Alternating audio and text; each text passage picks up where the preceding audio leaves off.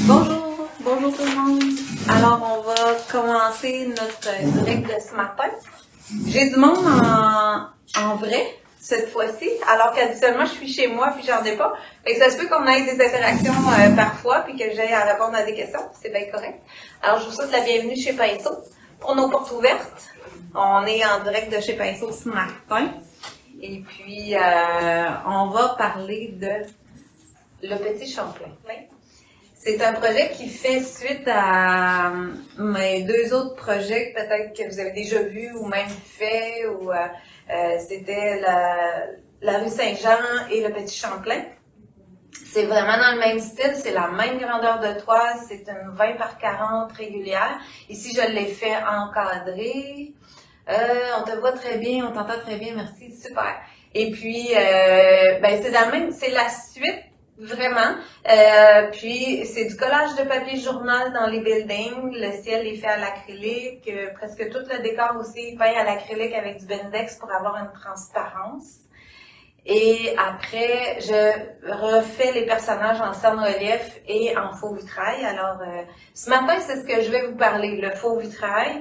On est moins peut-être à travailler le faux vitrail comme artiste, fait que je voulais plus vous amener vers ça. Je sais que Manon en a parlé un peu hier à sa façon, comment elle le travaille. Je vais vous montrer un peu les techniques que j'ai utilisées en faux vitrail dans ce modèle-là. Bonjour Lise, bonjour Pierrette. Bon, ben c'est bon, super. On va pouvoir commencer. Bruno va me tourner la caméra. Okay. Alors, dans le patron, ici, je l'ai. Je vais vous montrer. Ceux qui savent peut-être pas c'est quoi un patron.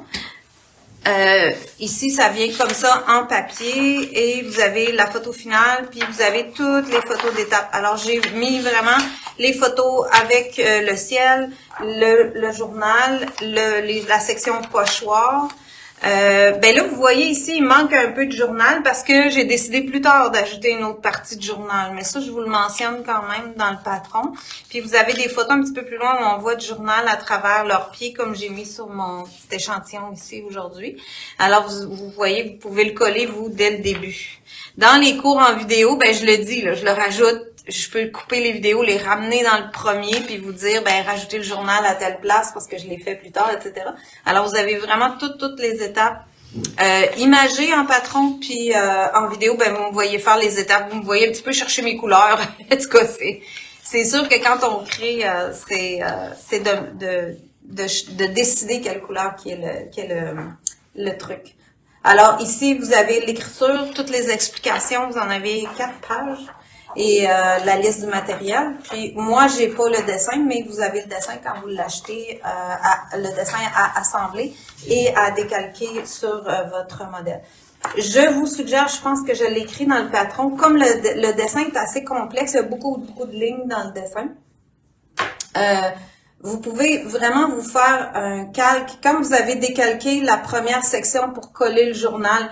Là, allez la décalquer sur votre toile, faites votre ciel, après décalquer les autres détails pour avoir un calque que vous allez faire évoluer au fil de vos étapes, parce que sinon, ça devient mêlant pour les lignes à tracer. Vous allez le voir, en tout cas le comprendre, là, je vous dis ça parce que je suis comme tout le temps trop prévenante, là, mais je pense que vous allez vous démêler avec tout ça. Ça se fait très bien. Je pense que j'ai réussi à tout mettre ce qu'il fallait pour que ça fonctionne. Puis s'il y a quelque chose, vous m'écrivez, vous me posez des questions, puis on va régler ça ensemble. Et voilà. Fait que là, ici, j'ai fait vraiment juste la base parce que je pouvais pas tout faire les couleurs de fond dans ça. Bonjour, j'ai de la grande visite qui arrive. Venez vous asseoir si vous voulez voir qu'est-ce que je fais, puis vous le voyez sur écran en même temps. Si vous voulez. Alors ici, c'est vraiment le fond, comme vous voyez ici, là, c'est gris pain et blanc que j'ai mélangé pour faire la première couche à l'arrière-plan. Fait que là-dessus, là, je vous fais la démonstration du faux vitrail, mais évidemment, dans la vraie toile, ça va être tout peint, là. Alors, le journal va être peint, la neige va être faite et tout ça. Mais comme je voulais vous situer un petit peu où j'étais par rapport à mon modèle original, je l'ai fait comme ça. Si vous me posez des questions, là, je vais pouvoir vous répondre parce que je les vois. Alors, bonjour Linda. Alors, ça, c'est bon. Puis, c'est ça. Là, j'ai commencé le cerne-relief. Fait que c'est ça que je voulais, ouais, je voulais vous parler un petit peu du cerne-relief. Le cerne-relief, c'est les tubes comme ça qu'on vient appliquer pour retenir la peinture faux vitrail à l'intérieur de certaines sections. À l'origine, le cerne-relief, il a été fait pour vraiment sectionner, pour imiter le vrai vitrail. Alors, les vitraux si on pense aux vitraux d'église ou le vitrail qui est fait avec de l'étain, il y a des lignes qui retiennent la peinture. Alors, c'est ce qui imite ça. Alors, nous, on le fait sur toile, on le prend plus pour la décoration, alors on le fait plus fin, mais il faut quand même que votre ligne soit bien bombée. Quand vous achetez un tube neuf comme ça, il est fermé. Il y a un scellant ici. Bonjour Marlène, moi je suis contente que tu sois là. Et puis, il est fermé ici, bien scellé. Alors, pour l'ouvrir, on prend le bouchon, puis on vient le percer fortement jusqu'à temps que notre bouchon rentre. Je ne l'ouvrirai pas ce matin, parce que j'en ai qui sont déjà ouverts, mais on vient rentrer ça comme il faut. Si vous avez de la difficulté parce que vos mains sont pas assez fortes, vous pouvez prendre votre stylet, faire un premier avant-trou, puis venir rentrer le bouchon pour ouvrir assez grand, afin que ça force pas votre tube. Ça va bien fonctionner si vous le faites comme ça. Un coup que vous avez percé votre trou, vous remettez la douille et là, vous êtes prêt à l'utilisation. Lui, il est bien sale, on va l'essuyer.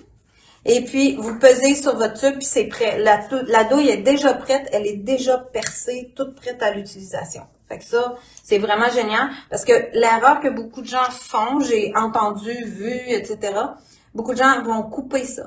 Puis là, c'est ça le problème, c'est qu'on écrase le petit embout de plastique, puis là, on n'a plus une belle ligne. Parce qu'elle est déjà prête. Alors, faut pas, ne pas couper. Avez-vous oui. Un truc ou une position qui fait en sorte que, moi, quand j'en fais, je suis plus tremblotante que d'autres choses. Ouais. On dirait que presser puis diriger, c'est difficile. Ça fait pas bien. Ouais, c'est ça. Ben, c'est ça, je voulais vous parler un petit peu. Je vais prendre un carton aussi, je voyais qu'on en avait tantôt. Quand vous commencez, moi, ce que je fais, probablement, si vous voyez là, mes tubes qui sont avancés, ils sont roulés. Je les roule au fur et à mesure. Parce que quand le tube est neuf comme ça, là, il est bien bombé. Alors, quand on vient peser dessus un tout petit peu, il y a une bonne pression de tout le produit qui est dans le tube. Plus vous avancez, plus ça écrase à peu près tout le temps à la même place, à l'endroit où vous pesez. Donc, il n'y a plus de pression du produit. Okay. Par lui-même. Puis là, on pèse fort, puis là, ça sort plus, puis là, on part trop raide, puis on s'en va tout croche. OK? Mm-hmm. Ça, déjà, c'est... Fait que pour garder la pression naturelle qui va super bien quand on a un tube neuf, c'est de commencer à rouler aussitôt que ça devient trop mince. Okay. Aussitôt que ça baisse un peu, moi, je repousse le produit, je le repousse à partir d'ici, puis quand je sens que je pourrais rouler, je le roule. Okay. Puis là, tu vas voir tout de suite, la pression va se faire sur le tube. Tu sais, si je fais ça ici, tu vois... Regarde, là, il sort pas. Fait que j'ai une bonne... Je peux même faire ça comme ça. Puis, commencer à rouler mon tube, puis à rouler. Puis là, il sort pas. Ah, et voilà. Et, fait que là, je reviens de recréer ma pression. Mais moi, j'avais pas lavé ma douille. Fait que là, c'est sûr qu'il devait avoir un petit bout qui était séché. OK? Moi, je les lave pas. Pourquoi? Parce que j'en ai plein de propres. Fait que souvent, quand je commence comme ça, puis que ma douille, elle fonctionne pas, j'enlève ma douille, je la mets dans mon bac à eau, puis je la laisse tremper. C'est de l'acrylique, ça va tout se dissoudre tout seul. Puis, j'ai un beau petit contenant comme ça que je les garde toutes. Alors, quand mon tube est fini, je laisse tremper la douille, puis je les garde. Fait que quand je commence, je change pour une douille neuve la plupart du temps. OK? Puis, si elle bouche en cours de route, je le force jamais. Aussitôt que le tube force un petit peu, je viens passer mon aiguille. Si vous le forcez trop, ça va se mettre à sortir ici, le tube va briser, ça va sortir à l'autre bout. Alors, faut vraiment pas aussitôt que ça force que je passe l'aiguille. Fait que ça, c'est mes petits trucs techniques pour ça. Puis ensuite, au niveau du... pour faire une ligne bombée, il faut vraiment... Oups! Tu vois, là, j'avais encore un jour. Fait qu'il faut s'essayer à côté. Ça, c'est le truc. Puis, on penche. Tu vois, je suis penchée. Fait que j'ai un... trait qui vient bomber, puis j'avance pas vite. Souvent, je vais faire ça à peu près comme ça. Fait que ça me fait un bombé. Je sais pas si on le voit à l'écran. C'était pas proche, hein? Je vais essayer d'avancer la... Ça avance-tu? Oui. Ah oui, ça grossit. Ouais? OK. Je vais le refaire. Je vais attendre de le voir, là, parce que là, ah, OK, c'est bon. Fait que si on le tourne comme ça, là, vous allez voir, il est bombé. Puis, il va me donner un effet de bombage. Hey, c'est long à l'écran, là. À moi de venir, ça prend quand même, ouais, on le voit un petit peu, là, le bombé. Fait que si j'avance doucement, puis que je laisse le temps à la ligne de se faire. Là, je vais pas vite, mais vous allez prendre votre vitesse, là. C'est pas long, c'est pas rapide à faire. Moi, je suis pas rapide. En tout cas, j'ai des élèves qui vont beaucoup plus vite que moi. Et puis, si je veux, exemple, dans certaines sections, fait que ça, c'est vraiment de pencher. Moi, je viens souvent comme plier mes doigts en dessous, là. Je suis vraiment, le tube est vraiment penché par rapport à la toile. Si je vous le montre, quand j'écris, je vais écrire comme ça. Fait que si je fais ça de même, j'ai l'air d'avoir la même ligne. Mais si je le penche, elle est toute flat. Elle est pas bombée. OK? Ouais. C'est ça la différence. Fait que ça, oui, ça a l'air correct. Mais quand je vais mettre le vitrail, ça va passer bord en bord. OK? Puis là, on veut le retenir parce qu'on veut pas que le doré de la chemise passe dans le pantalon. OK? Donc, on veut avoir surtout certaines lignes qui sont en épaisseur. OK? Fait que ça, déjà, ça va vous aider si vous le faites comme ça. Alors, je vais essayer de rester comme ça, mais de me tourner dans le bon pour vous expliquer ça. Fait que vous voyez, mes lignes sont quand même pas si grosses que ça. Ça dépend des endroits. Comme ici, dans mon poteau de lampadaire, j'ai pas nécessairement besoin qu'il soit super gros. Là où j'ai besoin que ce soit super gros, c'est quand ça change de couleur. Comme entre l'ampoule, ici, le globe et le poteau. Il faut que mon chose soit vraiment bombé si je veux pas que le blanc embarque dans le vert. OK? Mais le long du poteau, c'est en acrylique à côté, ça fuira pas. Okay. Fait que c'est pas si grave, là. Je veux pas être trop... c'est pas si... je veux dire, faut que vous analysiez votre affaire pour voir est-ce que j'ai vraiment besoin que ce soit une ligne tout le temps bombée? Ben, pas nécessairement, là. C'est pour ça qu'il faut pas virer fou non plus avec ça. Puis moi, je vous dirais que la plupart des gens jugent mes lignes un peu trop belles par rapport à ce qu'elles sont, là. Les gens se demandent vraiment de la perfection pour ça, alors que c'est pas tout le temps nécessaire, là. Ben, tu vois, tu t'en viens comme ça, puis là, tu viens, puis là, je veux aller joindre la ligne qui est là, qui est déjà sec, ben, je reviens tapoter un tout petit peu pour venir lier ça. Puis ça peut être tout simplement. Étape, pas nécessairement d'un bout à l'autre. Non, c'est ça aussi. Quand vous avez des longues lignes, là, je les ai pas mal tout de suite, mais mettons comme ici, si je viens faire ça, je suis pas obligée de la faire toute d'un bout, là. Je peux m'en venir comme ça. Puis là, ma main à force, parce que là, je peux plus tourner, ben, j'arrête. Puis je repars. Moi, je suis pas, en tout cas, je suis pas mal avec ça. Là, je le relâche la pression, puis je finis ma ligne, mettons, à rien. Tu sais, je peux juste avoir quelque chose de fini, fin comme ça à la fin. Okay. C'est pas plus précis que ça, là, mon affaire. Là, je m'en viens ici. Elle, je viens juste de la faire, donc je vais y aller doucement. Puis je vais arrêter ça, là. Bon, ça vous donne un peu une idée. L'autre chose que je veux vous dire à travers ce projet-là, puis je fais ça souvent, je vais juste finir un petit peu ça. Là, tu vois, j'ai un moton rouge, je vais l'enlever. Puis il y a beaucoup de choses qui vont disparaître quand je vais mettre la peinture aussi.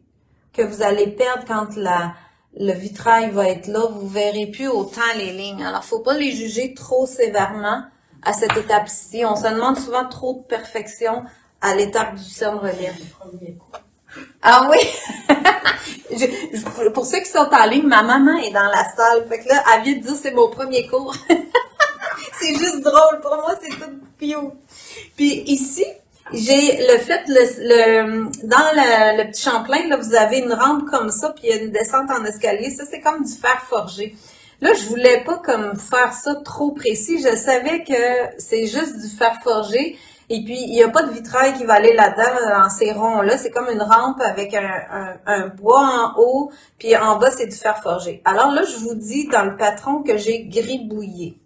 Qu'est-ce que je veux dire par là? C'est que je prends mon tube de cerne-relief comme ça, j'appuie dessus, puis rapidement, je bouge vite, vite, vite. Puis là, ça n'a pas d'importance qu'il y ait des petits pointillés, qui soient écrasés, qui soient bombés, pas bombés. Je m'en fous. Je veux juste que ça image ce que c'est.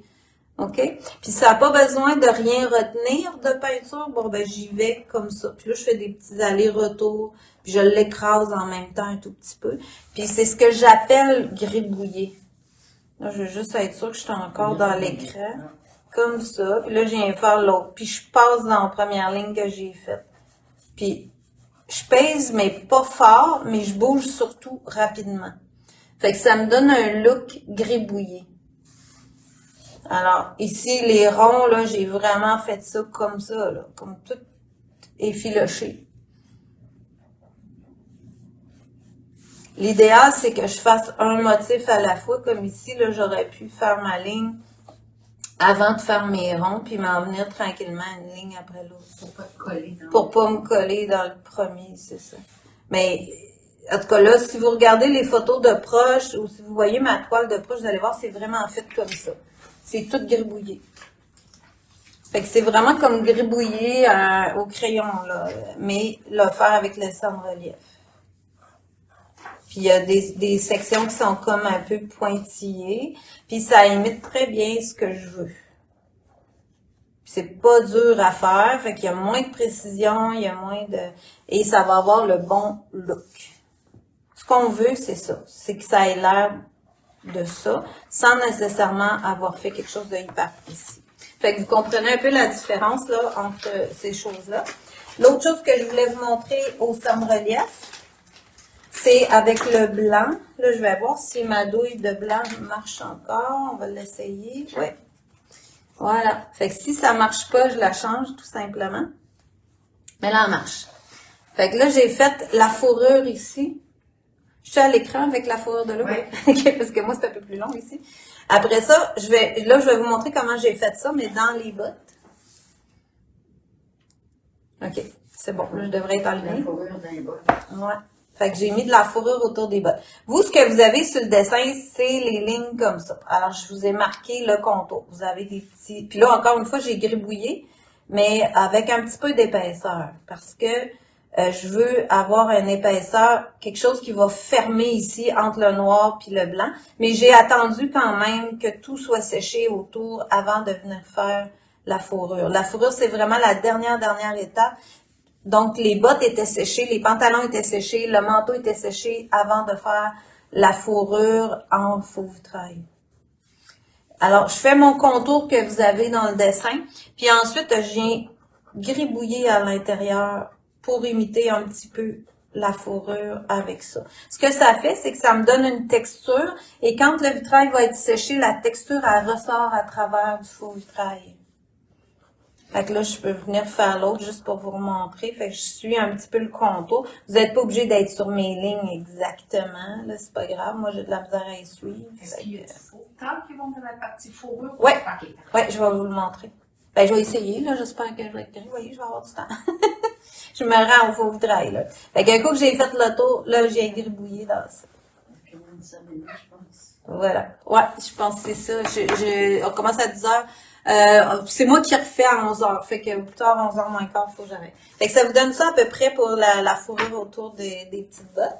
Puis ça fait le tour pas mal du somme-relief. Là, je pense que ça vous donne des bonnes indications pour comment utiliser le tube et tout ça. Puis comme vous voyez, là, moi, je les utilise vraiment jusqu'à la fin, tant que ça sort bien. Si ça force trop, que votre main force trop, c'est toujours une question de venir le rouler ou changer la douille, mais c'est pas supposé être forçant pour vos mains. À moins que vous ayez bien de la difficulté avec vos mains, là, mais ça peut justement être un bon exercice pour les mains qui font mal. Alors, voilà. Alors, je vais quand même ramener l'écran un petit peu parce que je trouve que c'est petit. Ça ramène dessus, là? C'est plus petit, là? Ouais, c'est ça. OK. OK. Fait que je vais repartir en haut avec mes lampes, ma tournée de côté pour pas m'embarquer dedans. Je voulais vous montrer comment j'ai fait les lampes, puis vous parler des différentes sortes de peintures aussi qu'il y a dans ça. Fait que là, on voit au complet. Parfait. OK. Fait que pour moi, je vais le mettre demain. Alors, dans le vitrail, vous avez des opaques. Vous avez des vitrails transparents. Vous avez des moons et des prismes. Allô, ça va bien? Oui.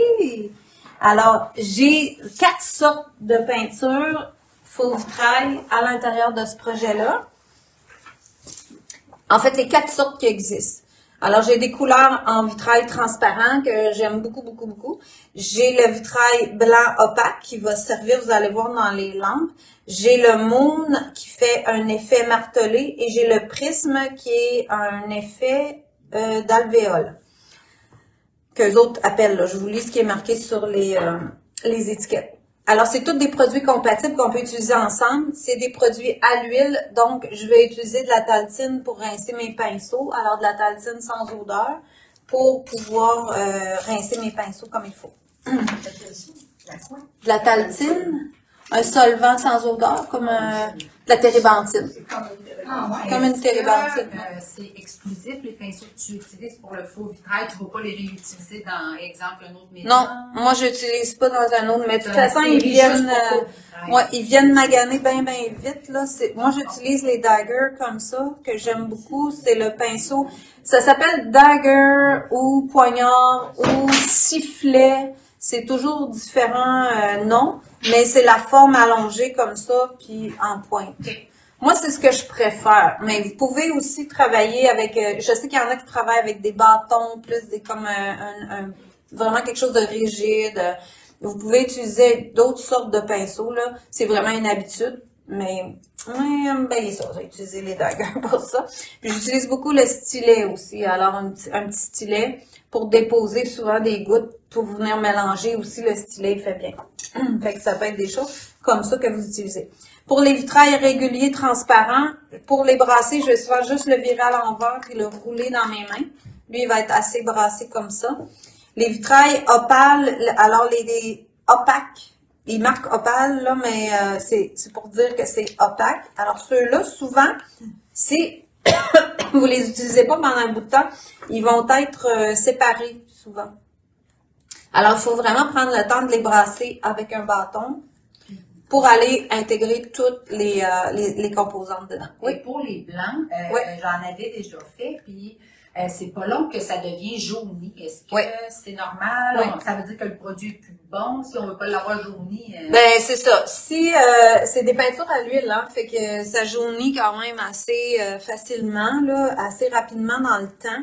Mais si vous voulez un blanc, quand vous recommencez un projet puis vous voulez qu'il soit blanc, il faut en acheter un autre, c'est ça. Mais ça veut pas dire, tant que votre produit bouge bien, qu'il est pas moi j'appelle ça, s'il est pas en miel, là, c'est correct. Quand il s'est rendu en miel puis que ça c'est plus liquide, il y a rien à faire, là, ça marche pas de diluer avec quelque chose. Fait que moi, c'est ça, dans ce temps-là, je vais en acheter un autre. Mais s'il est juste jauni, mais qui est encore assez liquide, il s'agit juste que vous l'utilisiez pour des sections que ça n'a pas d'effet, qui soient un peu jaunes. Ensuite, les moons et les prismes, c'est des produits opaques aussi. Et si vous voulez avoir l'effet de la peinture, c'est-à-dire l'effet martelé, il faut absolument les brasser comme il faut. Fait que moi, souvent, je vais même aller chercher ce qui est déposé dans le couvert parce que les miens, ils étaient entreposés de côté, là, fait qu'il y a tout le temps quelque chose dans le couvert. Et puis là, vous allez aller les brasser jusqu'au fond pour intégrer vraiment les deux composantes. Puis ça, si vous l'achetez neuf, là, il va être séparé en deux, c'est sûr. Parce que nous, ici, on brasse pas ça. On passe pas notre temps à brasser les pots. Fait que c'est sûr, c'est vraiment des produits qui se séparent. Alors, s'ils restent dans votre atelier un bout de temps, ils vont se séparer. C'est pas inquiétant. C'est normal. Faut juste aller intégrer ce qui est déposé au fond puis le mettre ensemble. Fait faut brasser vraiment quelques minutes. Quand vous l'achetez neuf, là, ça prend vraiment quelques minutes à tout intégrer ensemble. Sinon, vous n'aurez pas l'effet. Puis là, vous allez dire, ben, comment ça qu'il fait pas son effet qui est supposé? Ben, c'est parce qu'il est pas assez brassé ou il n'y en a pas assez épais sur votre section que vous êtes en train de faire. Alors, je vais les brasser parce que là, je veux les utiliser. Mais, je vais brasser le rouge parce que je vais vous faire une partie du rouge. Ça, c'est le prisme rouge anglais. Regarde, tu vois, lui, il a reposé, là. On le voit bien. Si vous regardez ici le dessus du pot, il est rouge foncé. OK? Puis en dessous, gars, il est nacré pâle. Rose pâle. Fait qu'il est vraiment séparé en deux. Alors, il faut que je vienne le brasser. Puis pas le brasser comme ça. Non, parce que ça marchera pas. S'il est vraiment un petit peu... des fois, là, je fais ça, puis il y a un moton au fond. Même quand il est neuf. Oh. Ouais, c'est comme un effet, c'est comme des cristaux métalliques qu'il y a dedans. Ça s'agglomère ensemble dans le fond, mais ça va tout se répartir si votre produit n'est pas trop vieux. Dans le fond, c'est comme la peinture que tu as juste fait les murs chez vous. Exactement. Tu sais, c'est ça, on me dit, c'est comme la peinture qu'on achète pour les murs qui se séparent, il faut que tu les brasses. C'est les pigments, c'est les métaux, c'est ce qu'ils ont mis dedans pour donner l'effet. Alors, il faut vraiment prendre le temps de le brasser comme il faut puis de les intégrer dedans. Voilà, pour ça. Alors, je vais juste... Là, mes deux blancs sont faits, mon rose est fait. Fait que je vais vous montrer un petit peu comment j'ai fait ça. Je vais vous montrer le moon. Moi, ce que j'aime bien du moon, vous pouvez... Puis j'ai ma petite planchette ici que je peux utiliser avec des petits copes. Ça va faire que je vais pouvoir placer mon cop vis-à-vis le bon pot. Des fois, il y a des couleurs là qu'on a de la misère à distinguer. Si vous regardez ces deux-là, ils pourraient avoir l'air vraiment pareils dans le cop. Fait que on ne sait plus lequel est bleu ciel, lequel est bleu foncé. Fait que si je les mets sur ma petite planchette avec les copes vis-à-vis, je vais savoir que ce cop-là, c'est lui, ce cop-là, c'est lui. Puis quand je le prends dans mes mains, je viens travailler avec, je le dépose à bon endroit. Ça, c'est des petits outils qu'on vend ici, là. Fait que des fois, si vous avez à utiliser ça, vous pouvez vérifier ça. OK, alors je vais y aller ici avec un peu de blanc. Pourquoi je le mets dans des copes? C'est que c'est de la peinture à l'huile. Si je laisse mon cop ouvert constamment, il va premièrement tout s'évaporer et il va épaissir beaucoup plus vite. Puis quand je vais vouloir travailler avec 2 ou 3 couleurs, là, je risque de venir avec mon pinceau contaminer mon pot avec des pigments de pas la bonne couleur. OK? Donc, ce que je fais, c'est que je mets des petites quantités, toutes petites, dans mes petits copes à côté et je viens travailler avec ça. J'en mets très peu à la fois, puis j'en rajoute au fur et à mesure que j'en ai besoin. Comme ça, c'est vraiment la façon la plus économique pour ne pas perdre de notre produit. Alors, dans les petites lampes ici, là, les petits globes, j'ai déposé du blanc pour commencer. Ouais, puis je viens vraiment chercher comme si mon pinceau c'était une petite cuillère. Je dépose des gouttes. Je peux peut-être rapprocher encore un peu, vous allez me dire si ça a du bon sens. Ah oui, c'est mieux. Oui, OK. Fait que je dépose des petites gouttes. Oh yes, OK. Puis, je fais le tour un peu de mon globe. J'ai fait pas mal, c'est pas mal ça que j'ai fait. Puis, vous voyez, je peux prendre mon dagger puis prendre tout le côté du pinceau puis venir pousser. Moi, c'est pour ça que j'aime ce pinceau-là, c'est que je peux venir pousser le long du cerne-relief ma peinture avec le pinceau pour venir vraiment adhérer le long du cerne, comme ça. J'essuie mon pinceau. Souvent, mon pinceau, je vais l'essuyer en pinçant aussi dans mon papier. Je le vide complètement, puis ça fait que mon pinceau se recolle ensemble, donc il y a une belle tranche pour continuer à travailler. Ensuite, je viens chercher mon moon. Si vous voyez, là, le moon, il est déjà comme tout son effet martelé dans mon cop. Je peux venir déposer des gouttes. Puis lui, là, il va tout le temps... Le moon, vous pouvez retenir, ça commence par M, moon, et c'est le maître de la place. Il va envahir les autres couleurs. Fait que lui, il va tout le temps s'étendre dans les autres couleurs. Ça peut être une belle façon de le retenir, là, de penser comme ça. Puis là, je dépose des gouttes. Alors, vous avez vu, là, ma surface est presque complètement remplie, mais c'est très épais. J'ai pas donné de coup de pinceau, j'ai pas peint, j'ai déposé des gouttes. Fait que quand je marque, si vous lisez... Pardon? C'est en train de se remplir. Oui. Puis tu vois, ça s'étend tout seul. Quand je te dis c'est le maître, il bouge tout seul. J'ai déjà vu avec le faux vitrail un phénomène de bulle. Tu sais, des fois, à travers. Avec le moon? Ben, je sais pas qu'est-ce que c'était que j'avais pris, là, mais ça faisait. Est-ce que ça ouvrait ou ça faisait des bulles? Juste des bulles. C'est parce que quand moi je travaille avec un pinceau, là, tu sais, je vais aller pousser comme ça. OK. Mais si tu fais ça, Il va y avoir des bulles d'air. Il va y avoir des bulles d'air parce que tu viens faire rentrer de l'air, tu viens tapoter, tu fais rentrer de l'air dans ton pinceau. Là, tu crées des bulles. Faut pas que tu tapotes. Moi, quand je dépose ma couleur, là, je vais en avoir partout, ça, c'est sûr. Quand je fais ça, tu as vu, je dépose des gouttes. Je dépose vraiment, je laisse tomber la goutte, je la tapote pas. Okay. Ça, c'est la grosse différence. La plupart du temps, c'est ça. Quand les gens me disent ça, c'est ça. Ensuite, si je viens jouer dedans, ben, je vais virer mon pinceau à l'envers. Là, tu sais, je viens chercher la pointe du pinceau comme ça. Puis là, je vais aller chercher le blanc, puis je vais juste comme twister un peu. Faire des S ou des 8, si vous voulez. Puis je viens remplir ce qui me reste d'espace, tout simplement en faisant ça. Là, ici, aussi, je peux me servir, ben, comme là, c'est tout petit, là c'est le plus petit lampadaire, fait que lui, je peux travailler avec mon stylet comme ça pour venir pousser. Ça fera pas de bulle du tout, c'est sûr. Fait que là, je peux aller pousser le long de mon centre. Puis tu vois, c'est ça qui a fait mes globes, comme ça. Fait que c'est comme, sont comme blancs, ces globes-là. Puis moi, dans ce projet-là, je voulais vraiment aller rechercher la couleur de ma neige. Fait que rappeler la neige qui est un peu partout dans le projet, mais en faux vitrail. Si on le voit, là, ça vient vraiment compléter ça. Puis les couleurs qu'il y a dans le ciel. C'est comme si ça fait de la neige. Et là, je vais vous montrer avec, pour le reste, là, je pourrais rincer mon pinceau. Avec le... je vais faire un petit bout de vitrail vert avec le médium éclaircissant. Alors, le vert, lui, c'est la couleur chartreuse 18. Je vais le brasser juste un peu comme ça.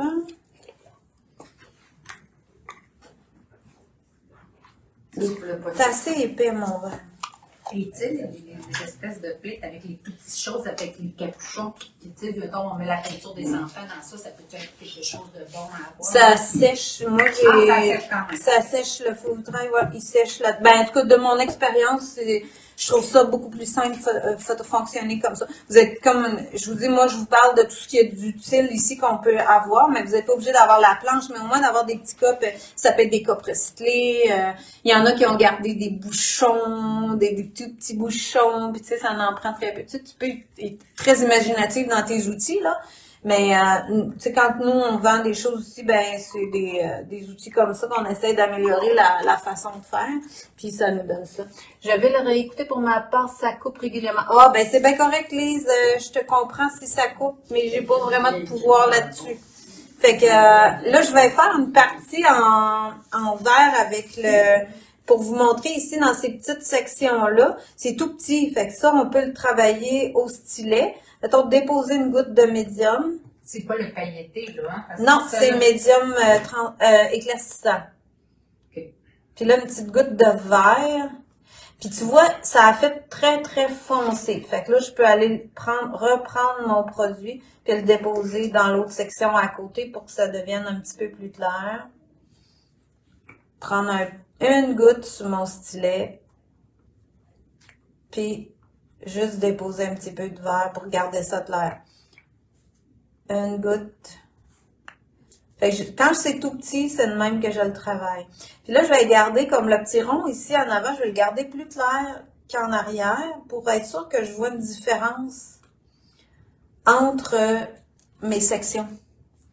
Fait que ça va m'aider aussi à faire voir tout mon modèle. Fait que quand c'est tout petit, au stylet. Là, je viens chercher dans mon petit cup, puis je colore ma section en gardant des ombres et des lumières pour bien voir chaque petite section. Comme ça, comme ça. Voilà. Mais il faut en avoir assez pour que ce soit lustré et rempli au complet, puis que ça se nivelle par lui-même. Fait que là, vous voyez, tout est lustré, tout est nivelé. Puis ça me donne un bel effet. Quand j'arrive ici dans le poteau, ben là, je vais changer. Je vais venir le mettre avec mon pinceau. Puis là, je vais déposer, mettons, je peux le séparer en deux. Déposer des gouttes, encore une fois. Prendre avec mon pinceau, laisser tomber les gouttes. Ensuite, là, je décide que je fais la moitié. J'arrête ça là. J'éponge mon pinceau.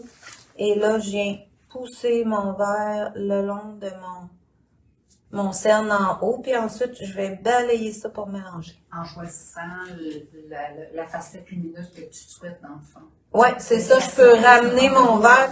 Tu vois, je peux ramener mon verre foncé de ce bord-là si je veux la lumière de l'autre bord, puis ça marche.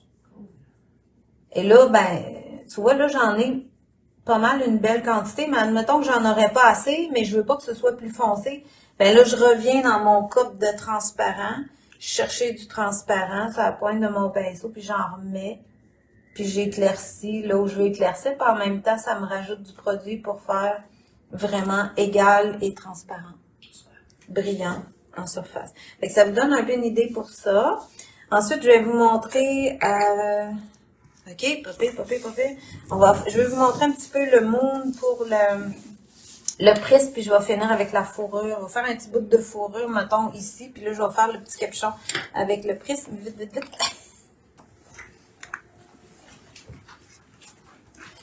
Faut que je pense que je change de médium. Il faut que je vide la table et je replace après. Et je vais vous montrer ça. Un petit peu de rouge. Tu n'utiliseras probablement pas le médium pailleté, là? Là, non. OK. Alors, dans quelles circonstances tu vas l'utiliser? Pour le médium pailleté, vous pouvez vous dire que c'est la même chose que le médium éclaircissant. Fait que le médium pailleté, je vais l'utiliser juste parce que je veux de la paillette. Mais le médium pailleté, il va agir comme un éclaircissant. Okay. Alors, il va éclairer mes couleurs, il va les rendre plus transparentes, mais il va y avoir de la paillette dedans. OK. Des brillants, ça veut dire. Oui, des brillants. C'est ça. Ouais. Là, on voit encore bien ça. Parfait. Fait que là, pour le capuchon, j'ai utilisé le rose, mais pur. J'ai pas mis de médium pour faire les ombres à l'intérieur ici. Pour faire l'ombre, c'est le rose tout seul. Alors, le numéro 21. Il paraît pas, on penserait pas que rose, c'est si foncé, mais comme c'est des peintures faux vitrail qui sont prévues pour imiter le vitrail à travers une vitre, elles sont très foncées. Fait que si vous les utilisez pures, ça fait tout de suite assez foncé pour faire mon ombre. Et ensuite, pour le prisme que j'ai brassé tantôt, là, je viens de chercher vraiment épais, puis lui, je l'ai mis dans mon côté que je voulais plus en lumière, puis je dépose des gouttes. Tu vois, je tapote pas, là. Je fais juste laisser tomber la couleur. Puis je remplis en gouttes toutes les sections que je veux. Puis ça s'étend presque tout seul, c'est ça. Ensuite, ben, je peux prendre... Là, j'ai assez grand pour prendre la tranche de mon pinceau, ce que j'aime du dagger, puis venir coller le long du cerne. Puis quand c'est trop petit, là, je viens chercher mon stylet. Puis, je viens finir mes dernières sections avec ça. Puis là, je peux mélanger un petit peu parce que le prisme, il est moins envahissant que le moon. Alors, je peux les mélanger un peu, puis ça va faire joli. Ça, c'est l'expérience qui va vous le dire aussi, là. Vous allez connaître vos peintures, puis savoir qu'est-ce que ça fait, ça. Et là, quand c'est fait, ça ici, évidemment que je vais pas aller faire la fourrure tout de suite. Parce que qu'est-ce que ça ferait? C'est que je mettrais du blanc, puis ça embarquerait tout dans le rose, parce que je vais vouloir faire des petits poils à ma fourrure, là. Donc ça, là, j'ai pas le choix. Il faut que j'attende que tout mon manteau soit fait. Donc la méthode que j'ai faite, c'est que j'ai fait tout le manteau, les pantalons, les bottes, et j'ai fait la fourrure à la fin complètement. Une journée plus tard, 24 heures plus tard. Okay. C'est long à sécher. C'est long à sécher, c'est de la peinture à l'huile. Pour qu'elle soit sèche à cœur, c'est 12 heures au moins. 12 avec 4 heures, ouais. Okay. Pour qu'elle soit sèche à cœur. Elle va être sec en surface, mais tu vas sentir que c'est encore un peu collant ou que c'est encore un peu frais. Que donc, 24 heures, on est... Ah oui, c'est ça. Fait que là, je vais rincer, puis je vais vous montrer un petit peu pour la fourrure ce que j'ai fait. Je vais monter ça. Vous voyez ça à l'écran? Mm-hmm. Fait qu'ici, si je vous fais un petit bout de fourrure, ce que j'ai fait, c'est que pour la fourrure, je la voulais blanche, mais bien sûr que la fourrure, si vous la voyez bombée, vous allez voir de l'ombrage au milieu. Hein? On voit que quand c'est dense, ça fait sombre au fond, puis la lumière est sur le dessus. Fait que je vais aller chercher, là, je vais le prendre direct dans mon pot parce que je vais en prendre juste une fois. Puis je vais venir déposer des petites gouttes de bleu ciel au milieu. pour faire l'ombrage du fond de la fourrure. Ensuite, j'ai mis du prisme perle. Je sais plus c'est lequel j'ai mis en premier, mais c'est pas vraiment grave. Puis là, je dépose des gouttes. Puis là, j'ai pas peur de... Si je dépose du bleu dedans, c'est pas grave puisque je suis dans mon cup. Puis là, lui, comme je vous disais, lui, il va se promener un peu, là. Il va déjà teinter mon bleu. Parce que c'est le maître.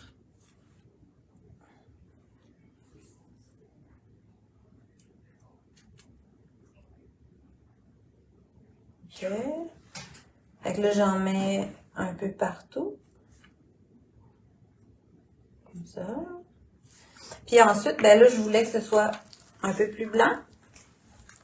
Alors, je suis allée avec le blanc opaque. Et j'ai déposé des gouttes de blanc. Toujours sans laisser sécher, là. Ah, dans ça, ouais, c'est sûr, là, je veux qu'il se mélange dans la fourrure. Mais tout autour, mes sections ici, c'était fait, mon pantalon était fait, tout était fait. Tout était sec, c'est ça. Puis là, je rajoute du blanc pour blanchir.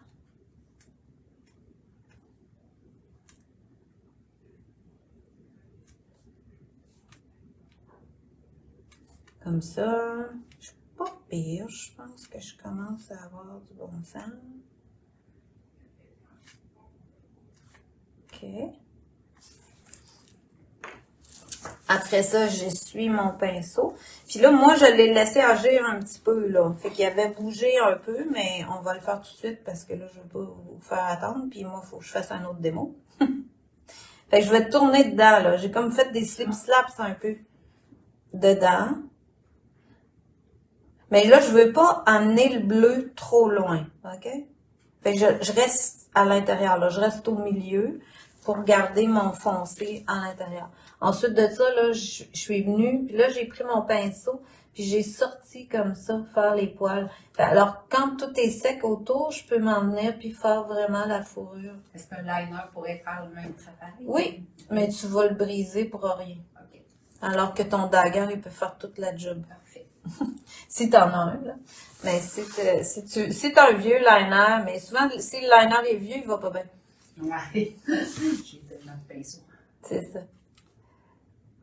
Mais c'est sûr que si vous avez des pinceaux, vous dites, ah là, lui, j'en ai 3-4, je veux le mettre dans le... Ça me dérange pas de le mettre dans le vitrail, allez-y, là. Ça, c'est bien correct aussi, là. OK.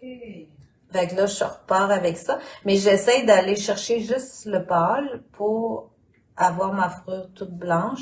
Puis en même temps, pas trop l'élargir. Vous avez vu que la première partie, je l'ai travaillée tout au centre pour que ça reste au centre. Okay? Fait que ça donne à peu près ça. Là, moi, je l'avais laissé travailler un peu. Puis quand j'ai continué mes autres sections, puis là, de temps en temps, je revenais jouer dedans un peu juste pour ramener d'autres effets. Là, on peut faire ça tant qu'on veut. Fait que ça vous fait pas mal le tour de ce que je voulais vous montrer là aujourd'hui. Mais on a notre effet de fourrure, on a notre effet d'ombrage, on a l'effet un petit peu fouillis. En même temps, j'avais les mêmes couleurs que dans mes globes, ça venait répéter ça. Le bleu, il y en avait dans ses pantalons à lui, fait que ça vient faire le lien avec tout ça aussi en même temps. Okay. C'est bon? Fait que je pense que je vais m'arrêter là si je vais avoir le temps de revenir dans 10 minutes. Puis ça vous fait pas mal une bonne idée de ce que j'ai... Oui, ben merci beaucoup, c'est gentil. Fait que merci d'avoir été là. J'ai eu du public sur place. Merci d'avoir été là aussi en ligne.